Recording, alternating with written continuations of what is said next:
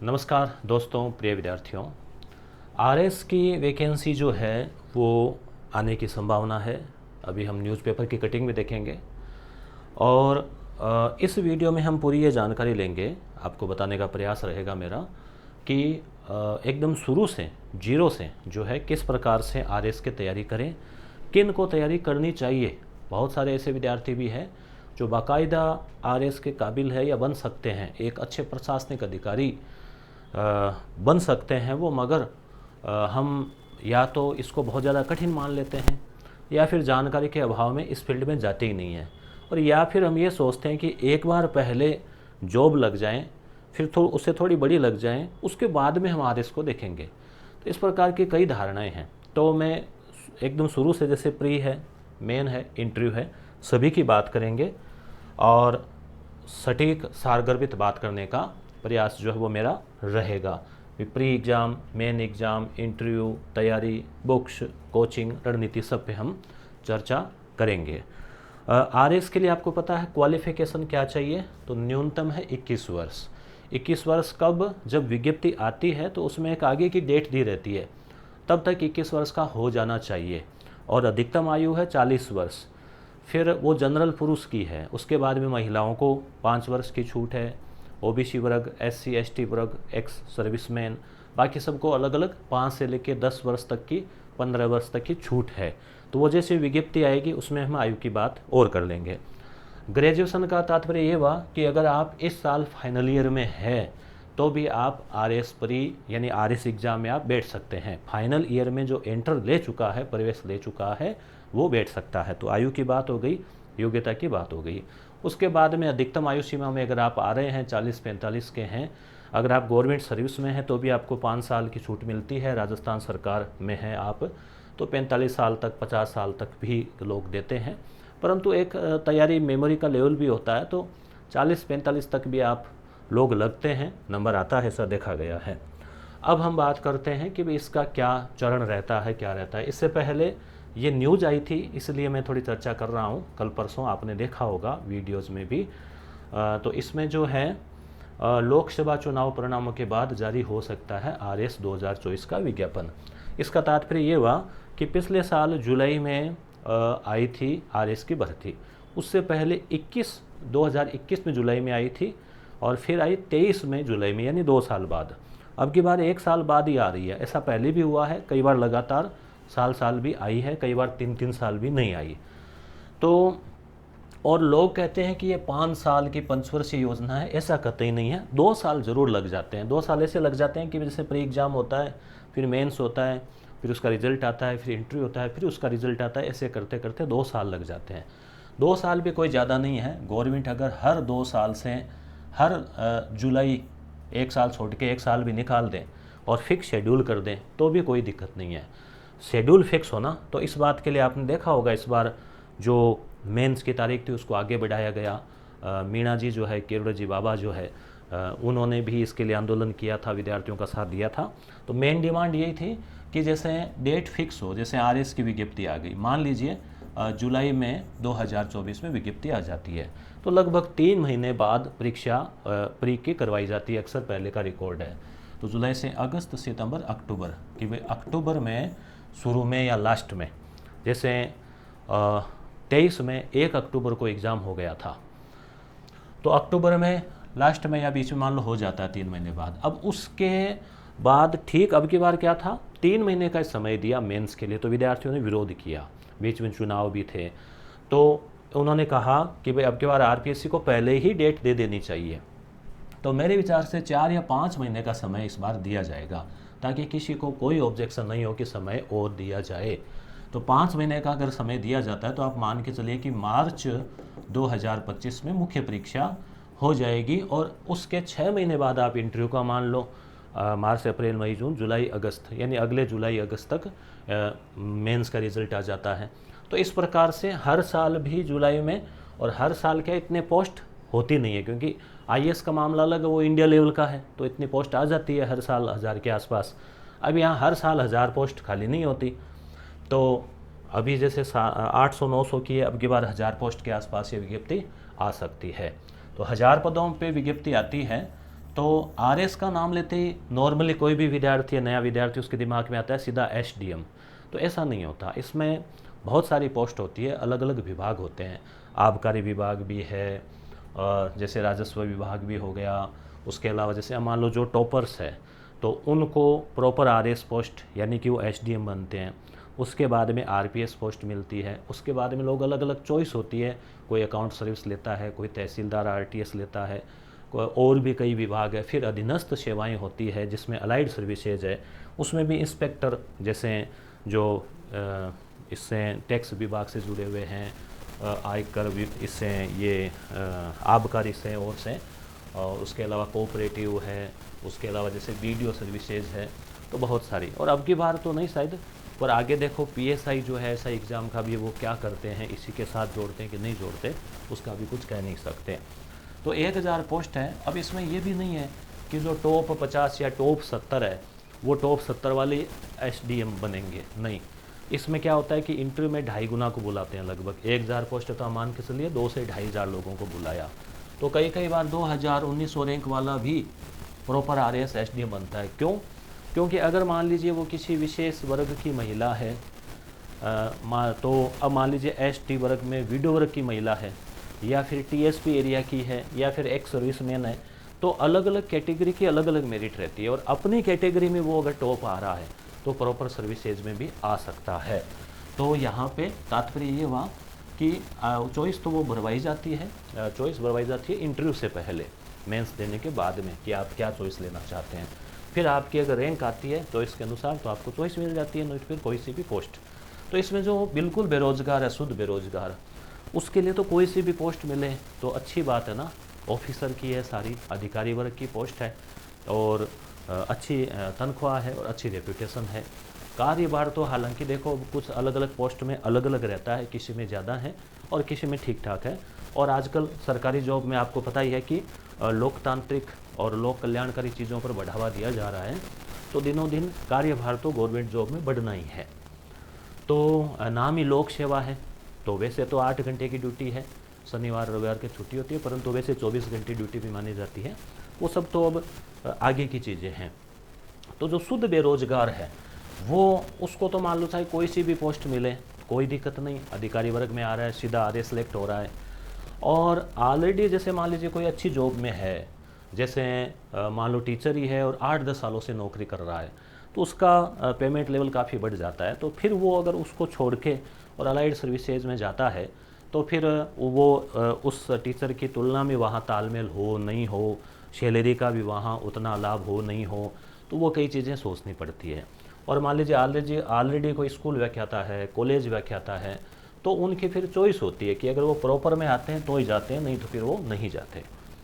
तो इस प्रकार की बातें हैं। अब किसको तैयारी करनी चाहिए इसकी बात करें हम, तो कई बार नॉर्मली हम सोचते हैं कि भाई पहले हम कोई जॉब लग जाते हैं उसके बाद में देखेंगे। तो सपना तो होता है, परंतु जॉब लगने के बाद में जॉब की जिम्मेदारियाँ, पोस्टिंग और फिर और जिम्मेदारियाँ बढ़ जाती है, जैसे जैसे आयु बढ़ती है वैसे, तो फिर वो एक सपना ही रह जाता है। आपने अब आजकल तो यूट्यूब है, तो टॉपर्स से लेके और 800-900 हज़ार रैंक रही है, किसी का भी आप इंटरव्यू यूट्यूब पर आजकल अवेलेबल रहता है। तो आप देखते हैं कि कई बार बहुत पहली बार में ही एकदम सीधे साधे अभ्यर्थी है, सीधे साधे का मतलब कि वो बहुत ज़्यादा कोई एक्सपर्ट नहीं है, कोई धमाकेदार बोल रहा हो, भयंकर उसकी शानदार राइटिंग, वैसा नहीं है, एवरेज है। बैकग्राउंड भी आजकल आप देखते हैं कि पहले एक टाइम था कि हम ये सोचते थे कि जो मेरिट होल्डर है वही सफल होता होगा, ऐसा नहीं है। मेरिट होल्डर भी होता है, और एक आम कैंडिडेट जो 10वीं 12वीं में कमज़ोर रहा, फेल आ गया, वो भी आगे जाके कंपटीशन में अच्छा कर सकता है, बशर्ते उसका नॉर्मल आईक्यू और अच्छी मेहनत उसने की हो। तो यहाँ पे आप अच्छी मेहनत करके आप इसमें सिलेक्शन ले सकते हैं। ऐसा कतई नहीं है कि पहले आपको एक जॉब लगो, 2 लगो। हाँ, ये ज़रूर होता है कि जैसे आरएएस की तैयारी करते हैं तो लंबी प्रोसेस है भाई, आपने प्री किया, फिर मेंस किया, फिर इंटरव्यू हुआ, 3 चरण है, और इंटरव्यू में जाके पता लगा कि आप रह गए, 2000 रैंक आई, 1500 रैंक आई, आप जिस वर्ग में थे उसमें चयन नहीं हुआ, तो फिर क्या है 2-2.5 साल का एक टाइम आता है और अपन टूट जाते हैं। उस दरमियान कुछ वैकेंसी आई और आपने उसका एग्ज़ाम दिया नहीं, टीचर की आई या बीएड नहीं है, कोई और आई एलडीसी वगैरह की, तो वहाँ फिर आपकी इकोनॉमिक कंडीशन घर पे नॉर्मल है, प्रेशर है, तो वहाँ थोड़ा रिस्क रहता है। तो एक आपके पास जॉब है या आप सेफ जोन है, या साथ में आप दूसरा एग्ज़ाम भी दीजिए और आरएस भी दे दीजिए। ऐसा कतई नहीं है कि पहले जॉब लगेंगे फिर इसको देखेंगे। और कई विद्यार्थी तो इस नाम से ही डर जाते हैं कि अरे 3 चरण है, प्री, फिर मेन, फिर इंटरव्यू, फिर ये, ऐसा कुछ नहीं है। आप फॉर्म भरेंगे तभी तो प्री में बैठ पाएंगे, ऐसे तो बैठ ही नहीं पाएंगे। और प्री क्लियर हुई है तभी आप मेंस पे जा रहे हैं। तो प्री में 4.5-5 लाख विद्यार्थी बैठते हैं, उसमें से 15-20 हज़ार चयन होता है, 15-20 हज़ार का। और फिर उन 15-20 हज़ार में से 2-2.5 हज़ार जो है इंटरव्यू के लिए आते हैं, और उन 2-2.5 हज़ार में से 1 हज़ार अंतिम रूप से सेवा में आते हैं। तो बाकायदा टफ तो है। और इसमें जो लोग सेंटर की सर्विस में लगे हुए हैं, एसएससी वगैरह में, राजस्थान में लगे हुए हैं, चाहे वो फर्स्ट ग्रेड की सर्विस हो और बाकी सर्विसेज हो, वो लोग भी इसमें आते हैं। आरक्षण भी है सभी वर्गों को अलग अलग। उसके अलावा मंत्रालय के कर्मचारियों को अलग से इसमें आरक्षण है पोस्ट का, तो वहाँ पर भी तो सीटें तो हालांकि बंट जाती है, परंतु फिर भी सिलेक्शन होता है, हर साल होता है। कई कई ऐसे विद्यार्थी जो एकदम बाकायदा 21-22 साल के हैं, कॉलेज की है और अच्छी तैयारी की और सिलेक्ट हो गए, तो उनका भी होता है। और कई कई बार बहुत टाइम हो जाता है, 2-2 3 प्रयास करते हैं फिर भी नहीं होता। वो सब चीज़ें तो इसमें मायने रखती है, परंतु आपने प्रॉपर तैयारी की, सही दिशा में तैयारी की, सही गाइडलाइन के साथ तैयारी की, तो पहली बार में भी होता है। ऐसा नहीं है कि होता नहीं है, पहली बार में भी चयन हुआ है, लोगों का हो रहा है, भले ही रैंक टॉप नहीं आए। और कई कई तो ऐसे भी है जो जिन्होंने पहली बार में ही टॉप 10 में या 20 में 30 में जगह बनाते हैं लोग। तो अब हम इसका प्री और मेंस का थोड़ा देख लेते हैं कि भाई क्या इसमें रहता है, क्या क्या आता है। यानी पहले तो आपको मानस बनाना है कि आप एग्ज़ाम दे सकते हैं, आपको देना चाहिए, एक ट्राई तो करनी चाहिए। प्री तो क्या होता है कि जो तैयारी करते हैं ना दूसरे कंपटीशन एग्ज़ाम की, राजस्थान के अभ्यर्थी, चाहे वो पटवारी की कर रहे हो, पुलिस की कर रहे हो, रीट की कर रहे हो, टीचर की कर रहे हो, एलडीसी की कर रहे हो, तो उनका राजस्थान जीके, करंट अफेयर ये ठीक ठाक रहता है। थोड़ी मैथ रीजनिंग भी लगभग आती है, थोड़ी विज्ञान भी तैयार कर रखी होती है, तो इन सब के सहारे प्री तो लगभग हो जाता है। मेंस के लिए क्या है, वो सोचते नहीं कि अलग से तैयारी करेंगे, सोचते प्री हो गया, मेंस आगे देखेंगे, मतलब कभी जॉब लग के सेट हो जाएंगे तब देखेंगे, और ऐसा करके वो अवसर गंवा देते हैं कई बार। जबकि मेंस में वही चीज़ है जो आपने 10वीं में लिखा, आप देखते हैं, आप 10वीं के स्टूडेंट को देखो, उसकी कॉपियाँ देखो, अपन क्या होते हैं, अपन बड़े होने के बाद में ये चीज़ें छोड़ देते हैं। आप 10वीं में, 12वीं में, बीए में या एमए में आपने जैसे लिख के आए, वैसे ही वहाँ आपको प्रश्न है, उसका उत्तर है, वो आपको 2 लाइन, 3 लाइन में, 5 लाइन में और 1 पेज में आपको लिखने होते हैं। अब वहाँ आप जैसे ही अटेम्प्ट देंगे, कुछ थोड़ा कॉपियाँ देखेंगे पुरानी, तो आपको पता लग जाएगा कि कैसे क्या आ रहा है।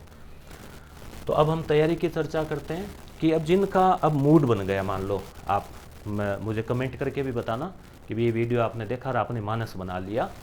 मूड बनने से नहीं होगा, उसको जारी रखने से होगा। आपने मानस बना लिया कि ठीक है इस बार तो आरएस प्री की तैयारी करेंगे मन लगा के, और बना जा सकता है। बनते हैं लोग, ऐसा नहीं कि बन नहीं रहे, ऐसा थोड़ी कि 1000 सीट खाली रहती है, कोई करता ही नहीं है, करने वाले है ही करते ही है। पहली बार में भी लोग लगते हैं और बिल्कुल फ्रेशर भी लगते हैं। तो आप मानस बनाइए कि आपको इस बार एग्ज़ाम देना है, और मैं भी एक टारगेट लेके चलूँगा कि इतने विद्यार्थियों का एक फिक्स एक अपन रखेंगे कि प्री के लिए अलग से तैयारी करवाएंगे, मेंस के लिए करवाएंगे यूट्यूब चैनल पे। तो एक फिक्स टारगेट रखेंगे कितने विद्यार्थियों का कम से कम सिलेक्शन अपने चैनल से जुड़े हुए विद्यार्थियों का हो। ये भी विज्ञप्ति आने के बाद इस पर अपन थोड़ा करेंगे। तो आपने मानस बना लिया कि इस बार देना ही है, तो फिर पहले प्री या मेंस किसकी तैयारी के लिए क्या करें।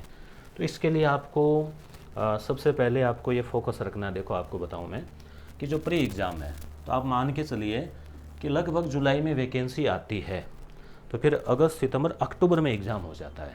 तो अभी चल रहा है मई, तो आपके पास 5 महीने हैं। 5 महीने में आपको प्री की कुछ चीज़ें देखनी है। जैसे देखो करंट अफेयर है, इसके 15 से 20 सवाल आते हैं। आता है इसमें राजस्थान का भी है, इंडिया का, विश्व का, तीनों ही आते हैं। तो इसके लिए आप एक मासिक पत्रिका कोई भी जो आपको अच्छी लगे, मैं ज़्यादातर क्रोनोलॉजी का सजेस्ट करता हूँ, वो आप पढ़ते रहिए। और कितनी जनवरी 2024 से लेके और मान लो जब भी प्री एग्ज़ाम हो अक्टूबर में नवंबर में, तब तक का यानी लगभग 8-10 महीने का काफ़ी रहेगा। ये हर महीने में इसी यूट्यूब चैनल पे करवाता भी हूँ, करवा दूँगा मैं, जो बकाया है वो भी और आगे का भी। तो आप मासिक करंट अफेयर पढ़िए, मुमल किताब भी अच्छी आती है, और भी कई आजकल यूट्यूबर्स टीचर और पढ़ा रहे हैं, तो वहाँ से आप देख सकते हैं। 1-2 सोर्स काफ़ी है, मतलब 1 घंटा करंट अफेयर को डेली देना तो ज़्यादा ही है, वही मान के चलिए, उससे कम ही है आवश्यकता। तो करंट अफेयर एक बड़ा इसमें मायने रखता है, 15 से 20 सवाल। फिर जो साइंस बैकग्राउंड के हैं उनके लिए विज्ञान, टेक, रीजनिंग, मैथ ये मायने रखती है। विज्ञान के 18 से 20 सवाल आते हैं, मैथ रीजनिंग के भी शायद 18 से 20 सवाल आते हैं। तो ये भी एक तिहाई हिस्सा है। मतलब प्री में प्री जो है वो 200 नंबर की होती है और 150 सवाल आते हैं। इस बार जो कट ऑफ थी वो 100 नंबर थी, तो ऐसा कहा बहुत ज़्यादा गई, मतलब 50%। तो अब की बार क्या रह सकती है कुछ कह नहीं सकते, पहले तो पेपर के ऊपर निर्भर करता है। फिर भी आप मान के चलिए कि भाई आपको 50% तो लानी है, यानी 75-21 तो आपके काट पीट के सही हो ही, ये आप लमसम रखें। जनरल कैटेगरी मान के आप 75, थोड़ा बहुत और नीचे आप कर सकते हैं उसमें 5-10। तो एक तो ये हुआ। दूसरा जैसे इतिहास है तो भारत का इतिहास, राजस्थान का इतिहास। भूगोल है तो भारत का, विश्व का, राजस्थान का। राजनीति है तो भारत की यानी संविधान और राजस्थान की राज्य व्यवस्था। अर्थशास्त्र है तो भारत का कुछ बेसिक टॉपिक और राजस्थान की अर्थशास्त्र। तो ये भी एक मायने रखता है। हालांकि इतिहास के, भूगोल के बहुत ज़्यादा सवाल नहीं आते, 4-4, 5-5 सवाल आते हैं, परंतु जो राजस्थान वाला पार्ट है उसके सवाल ज़्यादा आते हैं, 8-8, 10-10 सवाल आते हैं। तो एक तरह से राजस्थान जो है वो आप मान के चलो 33% इसमें मायने रखता है, यानी लगभग 50 सवाल राजस्थान जीके के आते हैं। तो इसलिए लोग क्या है, राजस्थान जीके अच्छा हो, करंट अफेयर अच्छा हो तो प्री लगभग निकाल लेते हैं। तो ये मायने रखा एक तो आपके राजस्थान वाला पार्ट, इतिहास में राजस्थान वाला, भूगोल में राजस्थान वाला। ये एक इसमें क्या है, जो आर्थिक समीक्षा आती है हर साल, जैसे अभी नहीं आई नहीं है, अभी वो लेखानुदान आया था और जुलाई में लगभग बजट आएगा, तो उसके साथ ही आर्थिक समीक्षा आएगी। तो अब आपको जब तक नई नहीं आए तब तक आप पुराने वाली पढ़ लीजिए। अब मैंने भेज रखी है, यूट्यूब पे करवा रखी है, लगभग 6 घंटे का वीडियो है, एक बार आप नज़र से निकाल लीजिए। वर्ड आई उस पर आप डाल सकते हैं, एक विहंगम दृष्टि। फिर जैसे ही नई वाली आ जाए तो हम लोग करवा देंगे और आप भी उसको पढ़ सकते हो। होती तो वो 300-400 पेज के, पर उसका सारांश। तो इकोनॉमिक सर्वे में से 15 से 20 सवाल आ जाते हैं। तो कुछ इसमें और हम जैसे विज्ञप्ति आएगी तो आपको इसका और फार्मूला बता देंगे।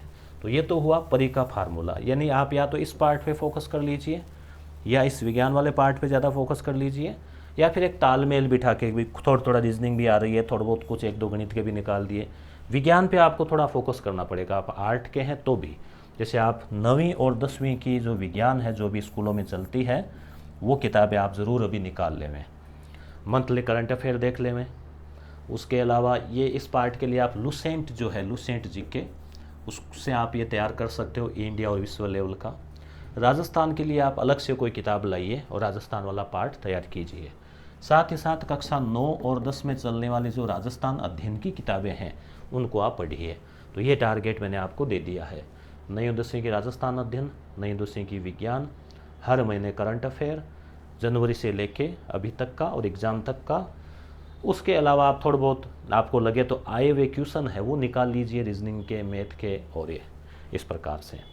तो ये प्री का आपका रहेगा पैटर्न। फिर जैसे विज्ञप्ति आ जाए उसके बाद में थोड़ा और आपको थोड़ा इससे अपग्रेड का जो है वो आपको बता देंगे। अब रही बात मेंस की, तो मेंस के लिए क्या होते हैं, 4 पेपर होते हैं और ये सिस्टम चला रखा है कि एक दिन में 2 पेपर, अगले दिन 2 पेपर, 3-3 घंटे के लिखित। अब किसी को लिखित के नाम से डर लगता है, जबकि इतना ज़्यादा कोई डरने वाली बात है नहीं। आप लिख कर तो आए हैं 12वीं तक, क्या आपने कॉलेज तक लिख कर ही पास किया है, तो लिखते तो है ही। अब ऑब्जेक्टिव की तो अभी आदत पड़ी है आपको, ये कंपटीशन एग्ज़ाम है, तो ज़्यादा डरने वाली बात इसमें जो है वो कतई है नहीं लिखने वाले में। अब इसमें 4 पेपर जो होते हैं, जो प्रत्येक 200-200 नंबर का होता है और 800 नंबर का ये मैटर होता है। प्री वाले नंबर इसमें जुड़ते नहीं है। प्री का तो इतना ही मामला है कि आप पास करके यहाँ आ गए। लगभग 15 से 20 हज़ार विद्यार्थी इधर से उठ के 5 लाख में से इधर आ जाते हैं। अब जो है ये फर्स्ट पेपर है, इसमें इतिहास आएगा, इसके भी 3 भाग, विश्व का, भारत का, राजस्थान का। इकोनॉमिक विश्व की, भारत की, राजस्थान की।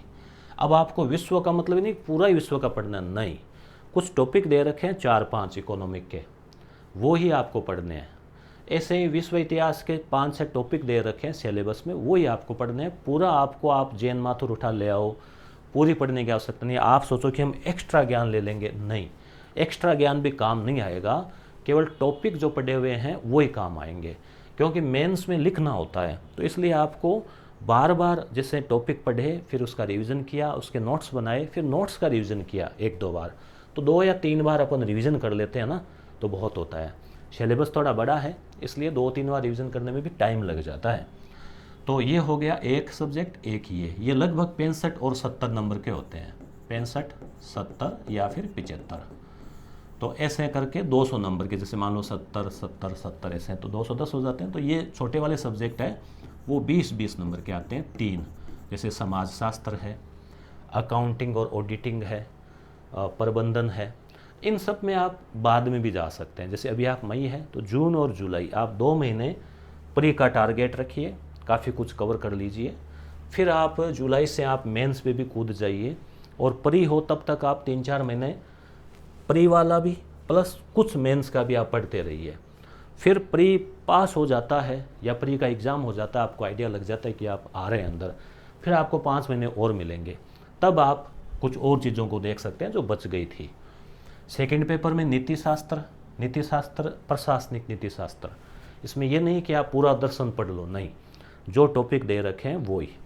ऐसे ही विज्ञान में आपसे कक्षा 9 और 10 से कुछ कवर हो जाएगा यहाँ पे।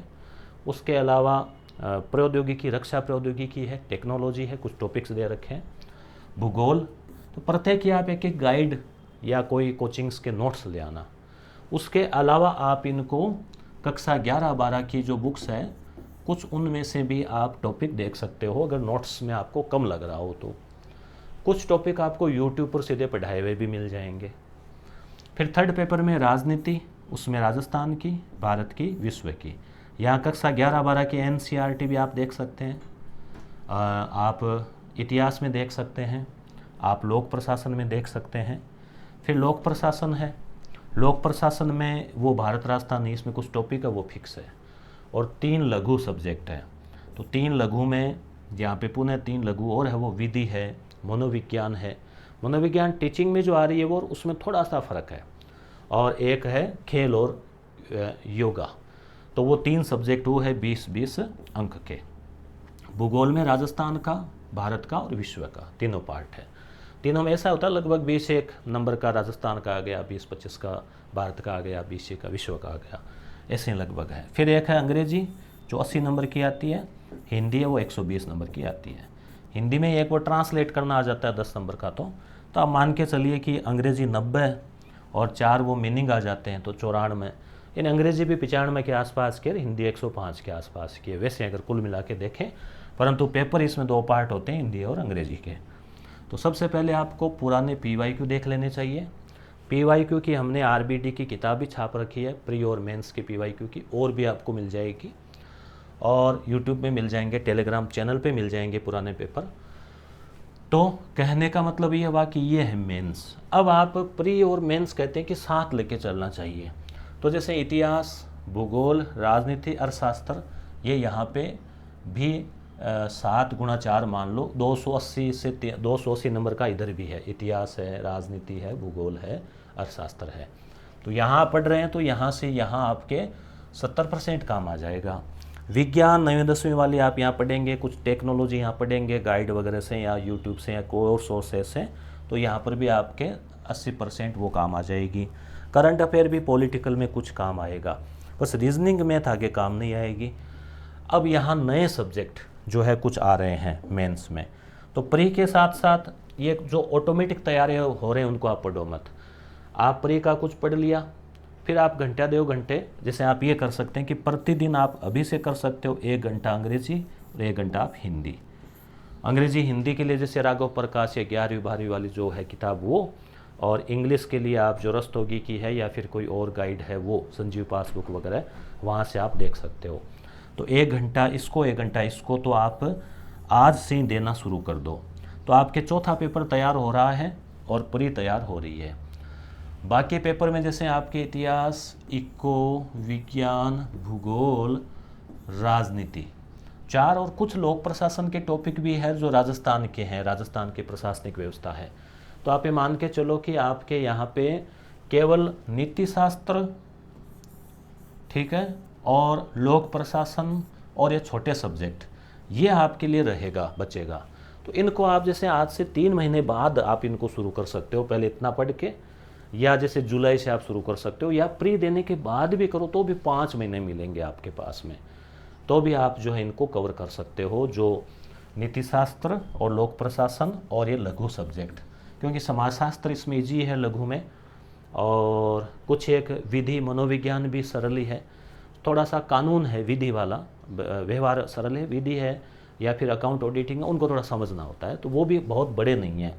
तो इस प्रकार से आप एक कंबाइंड तैयारी जो है वो आप कर सकते हो। जैसे प्री की शुरू की, कुछ सब्जेक्ट प्री वाले वहाँ काम आ जाएंगे, कुछ आप प्री के साथ या आप हिंदी अंग्रेजी चौथा पेपर कर रहे हैं, कुछ आपको समय और मिल रहा है तो यहाँ से भी आप 1-2 पेपर उठा सकते हैं। फिर जैसे ही विज्ञप्ति जारी हो जाए, प्री की डेट आ जाए, तो केवल फोकस प्री पे कर दीजिए 2 महीने 3 महीने, तो आपको ये रहेगा कि आपने 50% मेंस की भी कर रखी है साथ साथ में। फिर बात आती है इंटरव्यू की, कि भाई आप यहाँ से कवर होकर इंटरव्यू में आप आए, अगली छलांग आपने लगाई, आप 20,000 में से आप 2,500 में 2,000 में आए। तो इंटरव्यू के लिए तो फिर क्या है कि करंट अफेयर, डेली न्यूज़पेपर पढ़ना, थोड़ा बोलने का प्रयास करना, कुछ मॉक इंटरव्यू आप कोचिंग्स के 5 से 10 मॉक इंटरव्यू आप दे दीजिए, उतना काफ़ी होता है।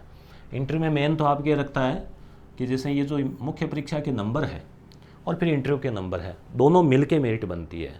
तो इंटरव्यू में आप जैसे देखा होगा कि जो फर्स्ट रैंकर है उनको भी 45 दिए और 47 थे शायद, अमूमन जैसे 55, 60 ये एक एवरेज नंबर होते हैं, 50 से 60 के बीच। बहुत अच्छा जाता है 70 भी दे देते हैं, कभी कभी 75, 80 भी देते हैं। तो इंटरव्यू का रेशियो आप 50 से 80 मान के चलो, तो 30 नंबर भी हालांकि मायने तो रखते हैं, परंतु आपने मेंस में बहुत अच्छे खींच रखे हैं तो 30 नंबर आपके मायने नहीं रखते। जैसे इस बार जो फर्स्ट रैंक है उनके अगर इंटरव्यू वाले 45 नंबर उड़ा भी दे तो भी उनकी रैंक लगभग 10वीं या 11वीं आ जाती। तो ऐसी चीज़ें मायने रख, वो आगे की बात है, जैसे कि आप पहले ये कर लो, ठीक है, इसकी तैयारी कर लो। तो इस प्रकार से अब आप मुझे कमेंट करके बताइए कि आपके बात पूरी क्लियर समझ में आई क्या, और आपने मानस बनाया है क्या इस बार, कि भाई पहले तो सोच रहे थे कि नहीं देंगे, अब आपको लग रहा है कि हाँ देना चाहिए। सब्जेक्ट यहाँ है ज़्यादा, परंतु बड़े पार्ट नहीं है छोटे छोटे, इनके नोट्स भी छोटे छोटे आते हैं, पढ़ते हैं कि आप 100, 150 पेज, 200 पेज की आप मान के चलो बुक्स, 150, 200, 250, 300 पेज की प्रत्येक की। तो वैसे तो बड़ा भी है, परंतु आप 6 महीने का टाइम, 7-8 महीने का टाइम आपके पास होता है। जैसे अभी अपन मई है और परीक्षा मान लो अगले मार्च में होती है, तो आपके पास में 7 तो ये हो गए, 3 10 महीने हैं। 10 महीने में आराम से इनके शॉर्ट नोट्स बनाए जा सकते हैं और इनको रिवीजन किया जा सकता है। अगर सब कुछ व्यवस्थित रहा तो संभावना है कि मार्च में एग्ज़ाम हो सकता है। बाकी तो देखो विज्ञप्ति आने पर है, परंतु अगर सिस्टमेटिक तरीके से सब कुछ चलता है तो फिर जो है जुलाई, फिर अक्टूबर, फिर मार्च ऐसा हो सकता है। और पहले भी होता आया है कि जैसे ये एग्ज़ाम अभी जुलाई में है तो इधर ये एग्ज़ाम होता है या हो रहा है, कोई दिक्कत नहीं, और उधर नई विज्ञप्ति आ जाए, तो ऐसा हो सकता है। तो आप मन लगा के और आप ये सोचिए कि इस बार एक ट्राई करते हैं, गुरुजी के कहने से ही सही। आप में थोड़ा सा भी कहीं कोने में दबी हुई इच्छा है कि हाँ आपको आरएस देना चाहिए, आरएस निकालना चाहिए, आप कर सकते हैं, दे सकते हैं, आप एक अच्छे प्रशासनिक अधिकारी बन सकते हैं, आपका समाज इंतज़ार कर रहा है, तो आप क्यों समय गंवा रहे हैं? 5 साल 10 साल बाद आप बनोगे, उसके बजाय आप 10 साल ज़्यादा सेवाएं दोगे समाज को। तो इसलिए स्वागत कीजिए आने वाली भर्ती का और मन लगा के जुट जाइए। धन्यवाद।